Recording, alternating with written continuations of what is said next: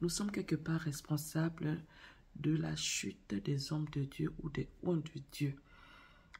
Bienvenue sur cette chaîne, la chaîne qui donne les conseils et les astuces pour pouvoir vivre le bonheur, même dans un ménage à problème. Il suffit de savoir vers qui fixer son regard, parce que si vous fixez votre regard vers le Seigneur, eh bien, vous trouverez la solution à votre problème. Vous trouverez comment agir vis-à-vis de cette situation.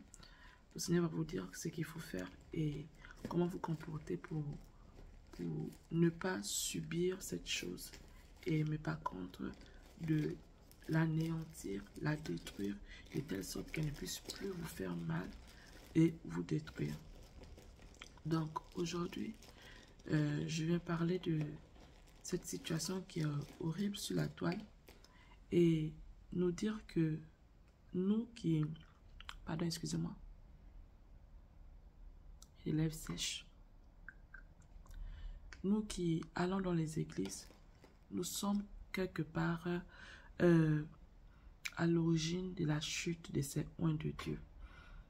Donc, non seulement leur cupidité, mais il y a également, nous avons une part de responsabilité dans ça. Vous savez, on sait tous que le fait de glorifier quelqu'un, ça gonfle, ça fait du bien à l'être humain, ça fait du bien à l'ego, ça fait du bien quand on te glorifie. Et celui qui est glorifié a tout intérêt à avoir les pieds sur terre, ou du moins à faire extrêmement attention, de peur que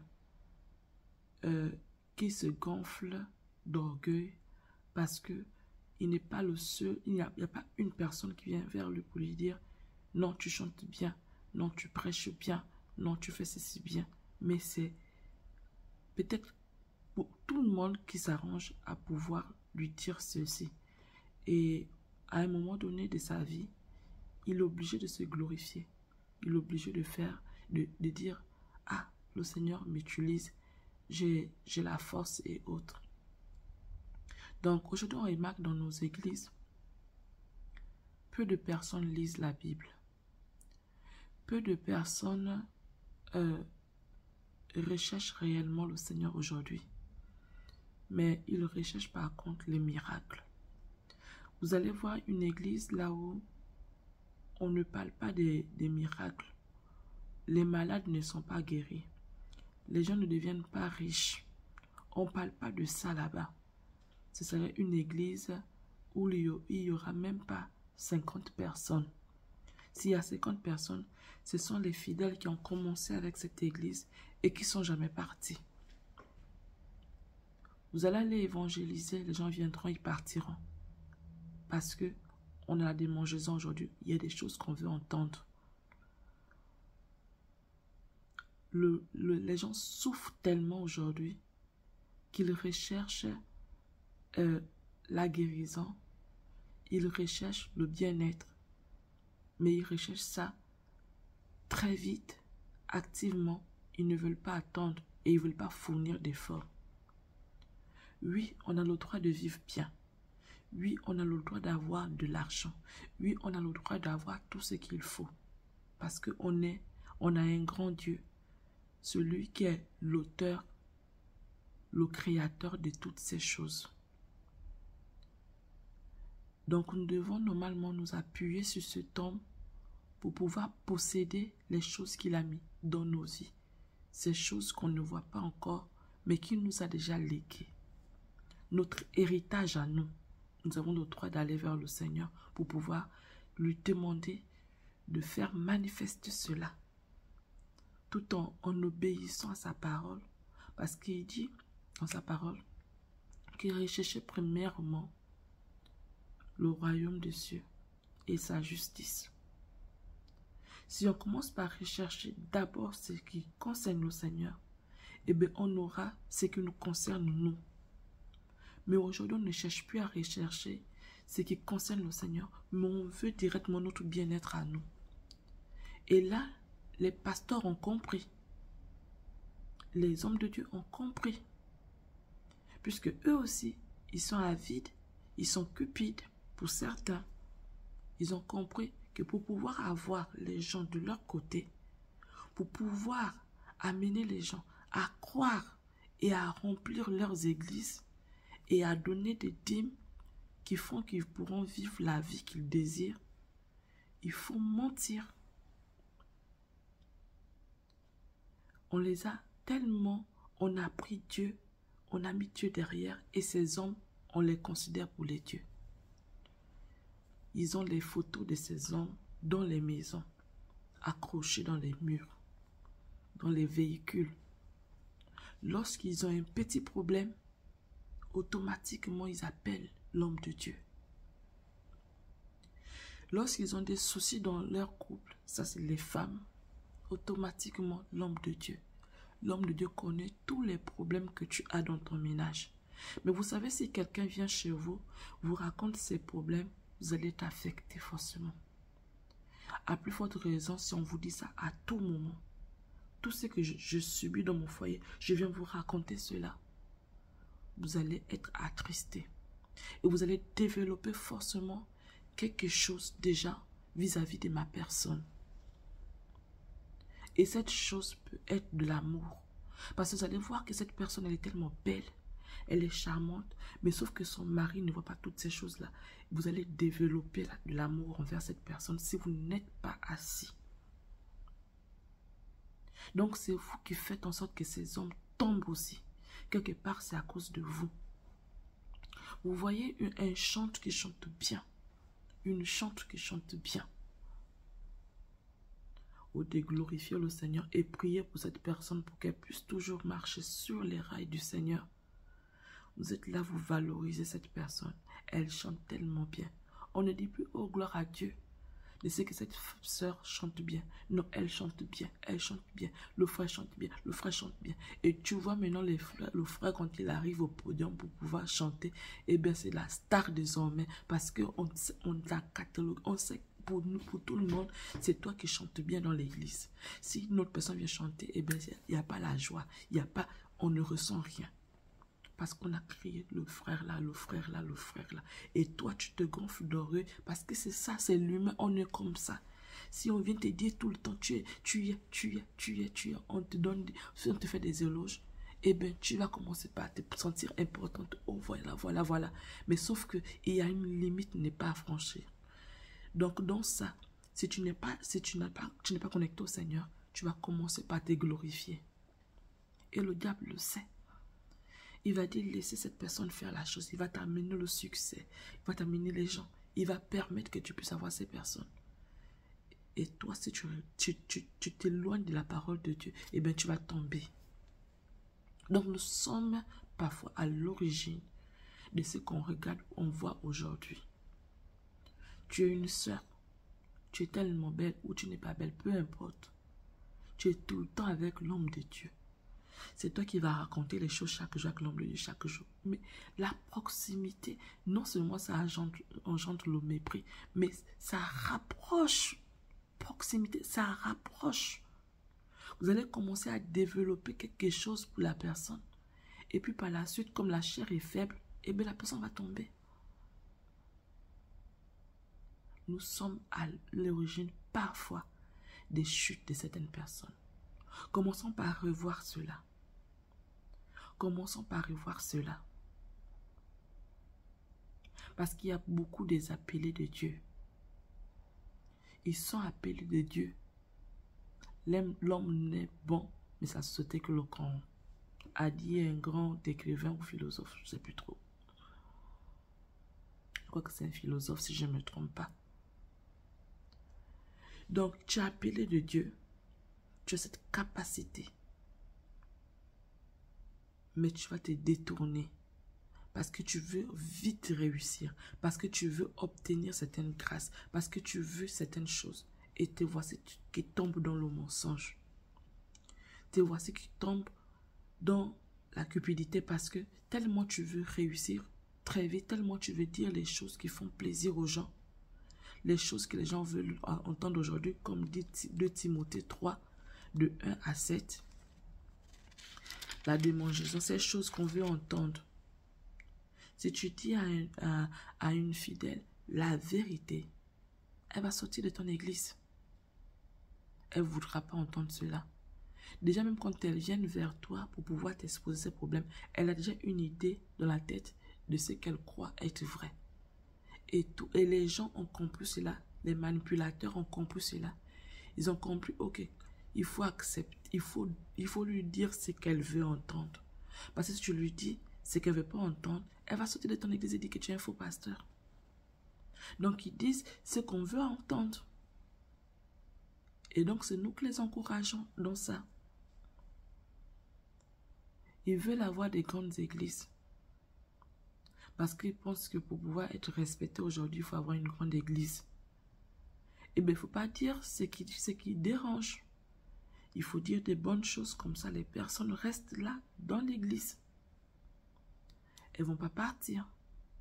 Tu vis dans ta fornication et autres, ce n'est pas un problème. On va pas te dire, on va parler de ça. Donc, tu n'es pas gêné. Si tu lis la parole de Dieu et que tu es en train de vivre la fornication, tu seras gêné. Qu'on parle de ça ou pas, tu seras gêné. Le plus souvent, le sentiment qu'on a, c'est de régulariser sa situation parce qu'on veut marcher dans les voies du Seigneur. Et maintenant, si tu es dans une église, là, on ne te dit pas que c'est le péché.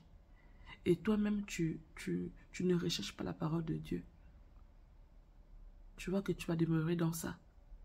Un pasteur est venu te proposer quelque chose. On est aujourd'hui, il y a une autre tendance, on veut avoir comme mari les pasteurs. Parce qu'on a tellement vu combien de fois les femmes de pasteurs sont devenues des femmes, vous voyez. C'est des femmes, quand on regarde de l'extérieur, on dit waouh, elle a les vêtements qu'il faut, elle a la voiture qu'il faut, et il y a tout. Donc il y a genre, je ne sais pas trop comment il faut expliquer ça. Donc tout le monde aujourd'hui veut être femme de pasteur. Et de ce quoi, quand c'est femme de pasteur qui fait des miracles, on veut tous être là. Donc le pasteur arrive, et c'est comme ça comment il a marié toutes les filles dans l'église. Il va te dire que c'est toi. Et puisqu'on a ce secret dans l'église que lorsque quelqu'un vient vers toi, tu ne dois pas dévoiler déjà aux gens que quelqu'un vient vers toi. Vous cheminez d'abord ensemble, tout en pour vous connaître et autres, sans pourtant vous toucher de ce qu'on dit de la parole de Dieu. Donc vous ne dites rien. Et les gens profitent justement de ça parce que c'est un secret entre toi et cette personne qui est vers toi. Mais les gens profitent, ces hommes de Dieu profitent de cette situation pour pouvoir maintenant utiliser toutes les femmes. Donc il vient chez toi, ne dit à personne, donc on est en train de travailler, c'est toi que je vais épouser. Mais puisqu'on a la soif, on veut vraiment être femme de pasteur, femme de responsable, femme de je ne sais pas quoi, eh bien on ne dit pas, on est là, on chemine et tout. En tout temps, tu n'es pas la seule, il y en a plusieurs d'autres après toi. Il le fait avec tout le monde. Au nom de quoi? Ces femmes. Donc, on a étudié la psychologie de la femme. On a vu ce que la femme aime. Et on sait tous ce que les femmes aiment. Et du coup, on vous sert ça. Et toi, comme tu n'as pas le discernement, comme toi, tu ne lis plus ta Bible, pour toi, c'est ce qui sort de la bouche du pasteur qui est vrai. Mais je vous assure, parfois, il y a ce qui sort de la bouche de ces hommes qui n'est pas vrai. Donc, on doit savoir lire sa Bible pour pouvoir déterminer, pour pouvoir voir si ce que ce monsieur dit est vrai. On doit aller jusqu'à avoir la communion, comment on dit ça? On doit développer quelque chose avec le Seigneur. J'ai encore partagé une vidéo que j'ai vue, là où, je ne sais pas, qui a commencé avec cette histoire, mais on dit que le diable a dit, laissez les gens aller dans les églises. Encouragez ces personnes à aller dans les églises, laissez-les aller dans les églises. Mais il y a une chose que vous devez empêcher les chrétiens vous devez empêcher ces chrétiens, c'est d'avoir la communion avec le Seigneur. Parce que s'ils ont la communion avec le Seigneur, on ne pourra plus les avoir. Mais comment on fait pour avoir la communion avec le Seigneur? C'est en lisant la Bible quotidiennement. C'est en lisant, en méditant. Parce que quand tu te mets à méditer, tu grandis spirituellement. Tu apprends à écouter le Seigneur. Le Seigneur te parle et tu l'entends. Tu écoutes un message et tu peux entendre la réponse à ta préoccupation, à une question. C'est en lisant la Bible. Donc le diable a dit, laissez les gens aller à l'église, ne les interdisez plus. Il faut même les aider, il faut même les encourager à partir. Mais mettez de la distraction après. Mettez de la distraction. Parce que si on empêche d'aller à l'église, ils seront laissés, ils n'avaient qu'à partir. Ils vont croire qu'ils sont là, ils vont à l'église, oui, ils vont. Mais quand ils reviennent avec ce qu'ils ont appris, mettez de la distraction. Comme ça ne reste pas dans leur tête. On vient voler ce qu'ils ont appris. Donc, c'est comme ça comment le diable fait aujourd'hui pour nous avoir. Va à l'église, mais il te distrait par la suite. Donc, le problème, ce n'est même plus d'aller à l'église. Il faut chercher la communion avec le Seigneur. Il faut chercher à avoir une intimité avec le Seigneur. Il faut chercher à parler avec le Seigneur. Comme tu parles avec quelqu'un d'autre, tu dois atteindre ce niveau. Quand tu atteins ce niveau, que tu arrives dans une église, et puis le pasteur est faux, ou du moins, il a été, comment on dit ça? Il a été, c'est quoi le terme? Séduit. Il a été séduit par le diable. Tu vas déceler cela. Tu vas te rendre compte que cet homme, lorsqu'il parlait de Dieu autrefois, tu étais béni et tu savais que non, celui-là, il était vraiment en communion avec le Seigneur. Mais tu sauras que là, cet homme, quand il a commencé, oui, c'était un homme de Dieu. Mais aujourd'hui, il a été séduit. Tu le sauras. Tu ne le sauras que si tu continues à lire ta parole de Dieu et tu ne lâches pas. Parce que le Seigneur pourra venir vers toi pour pouvoir te dire des choses concernant cet homme de Dieu. Et toi, tu iras vers ton pasteur pour lui dire que voici ce que j'ai reçu de la part du Seigneur. S'il est assez humble, il te dira oui. Mais le plus souvent, ils ne sont pas humbles. Ils sont enflés. Il va te dire que moi, je suis l'homme de Dieu, je suis le pasteur. Tu n'as pas le droit de venir me dire ça. Et c'est à toi maintenant de pouvoir sortir de là tout en priant toujours pour l'homme de Dieu parce que tu comprends que si tu ne pries pas pour lui, il est perdu. Et dans nos églises, continuons toujours à prier pour les hommes de Dieu. Continuons à prier pour nos responsables parce que c'est la tête. C'est la première personne que le diable attaque. Il sait que s'il commence par attaquer cette tête, eh bien les brebis seront égarées. S'il commence par injecter ses mensonges dans la tête de cet homme va dire ces choses et il pourra avoir les fidèles. Donc nous devons apprendre à soutenir nos hommes de Dieu dans les prières. Nous devons prier sans cesse pour eux. Sachez que le plus important, ce n'est pas de donner sa vie dès le début, mais c'est de pouvoir achever cette course dans le Seigneur. Donc on peut connaître le Seigneur aujourd'hui et finir païen. Et finir récalé. Mais l'objectif ici n'est pas de finir récalé. On veut commencer et achever ce bon chemin, aller jusqu'au bout de ce chemin. Ça veut dire que quand le Seigneur te rappelle à lui, tu as gardé ta position. Tu es toujours connecté au Seigneur. C'est ce qu'on veut aujourd'hui. Et pour cela, nous devons prier sans cesse les uns pour les autres. Mais c'est dommage qu'aujourd'hui, on ne le fait plus. On veut avoir les faveurs devant le pasteur. On veut être celui qui est aimé. On veut être celui qui est favorisé. Celui qui chante toujours. Celui qu'on donne toujours le micro. Et du coup, la jalousie naît dans les églises. C'est dans les églises là on voit plus de jalousie aujourd'hui. Plus de mensonges et plus de toutes les mauvaises choses. C'est le lieu aujourd'hui là où il y a toutes les mauvaises choses. C'est vraiment paradoxal. Mais revenons à notre premier amour qu'est le Seigneur. Nous ne sommes pas parfaits. Mais si on reste connecté au Seigneur, eh bien, nous serons toujours justifiés par lui. Nous serons toujours en train de faire les choses. Quand tu t'égares, il va te ramener sur le droit chemin parce que tu es toujours là, tu l'aimes tellement. Il va te ramener. Et quand tu passes par un scandale, ne te dis pas que ce scandale est là pour te détruire. Parfois, le scandale, c'est tout juste parce que le Seigneur veut te ramener à lui. Donc, sois humble, relève-toi et repars vers le Seigneur et ne pêche plus. Donc, c'était un peu ma vidéo d'aujourd'hui. Tout juste pour nous dire que c'est triste de voir tout ce qu'on vit aujourd'hui dans les réseaux sociaux. Mais comprenons que c'est 2 Timothée 3, versets 1 à 7. Ça a été dit. Mais ne soyons pas ceux-là par qui le scandale va arriver. Prions sans cesse que ça ne passe pas par nous et que ça puisse par contre nous surpasser. Ça puisse nous dépasser. Ça puisse passer à côté de nous. Que nous ne soyons pas cette occasion de chute pour les gens. On doit prier sans cesse pour ça. Pour ne pas être l'occasion de chute. Pour être cette personne qui suit ce que le Seigneur a dit. Si jamais tu tombes, relève-toi s'il te plaît. Parce que le Seigneur, c'est ce qu'il a besoin. Quand tu tombes, relève-toi. On a vu ce qu'il a fait dans la Bible. Mais ça ne veut pas dire qu'on doit tolérer ce qu'on voit aujourd'hui ou fermer nos bouches parce qu'on veut préserver certaines personnes, parce qu'on ne veut pas que les gens puissent se disperser. Non. Comme ça, c'est pas aussi bien. Il faut aussi dire. Parce que lorsqu'on commence à couvrir comme ça, parce qu'on ne veut pas que les gens puissent se disperser, sachez que le Seigneur va revenir d'une autre manière pour pouvoir vous exposer, surtout si vous demeurez dans ça.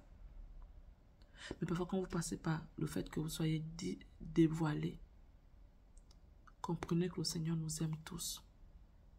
Et si tu as été dévoilé, c'est pas parce que on finira avec ta vie. C'est parce que le Seigneur veut te ramener à lui. Et il sait que pour pouvoir atteindre un autre niveau dans ta vie, c'est que tu te relèves. Au moment où tu te relèves et tu t'appuies encore sur le Seigneur, là, il va t'amener à un autre niveau. Donc, acceptons parfois ce par quoi on passe et remettons-nous en cause, humilions-nous devant la face du Seigneur, car c'est le seul qui est capable de nous relever et de nous amener à notre niveau. Si et seulement si on est vrai. Mais si on continue dans le flou, oui, on a dupé les gens, le scandale est tombé.